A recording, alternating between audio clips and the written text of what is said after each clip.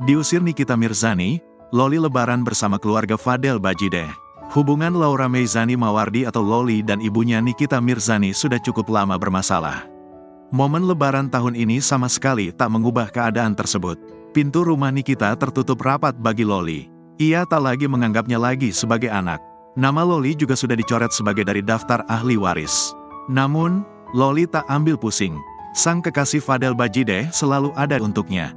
Kesedihan Loli bahkan sedikit terobati karena tak sendirian merayakan lebaran. Ia berada di tengah-tengah keluarga Fadel dalam perayaan tersebut. Mereka kompak mengenakan busana serba hitam. Seperti halnya menantu, Loli diperlakukan sebagai bagian dari keluarga Fadel. Pada foto tampak Loli bersama orang tua Fadel Bajideh dan juga kakak-kakaknya, Martin dan Bintang Bajideh. Kakak Fadel terlihat juga membawa serta pasangan mereka di momen tersebut. Loli tampak anggun mengenakan busana hitam dipadukan dengan hijabnya. Di unggahan selanjutnya, Loli bersuah foto berdua bersama Fadel Bajideh. Mereka kompak senyum ke arah kamera.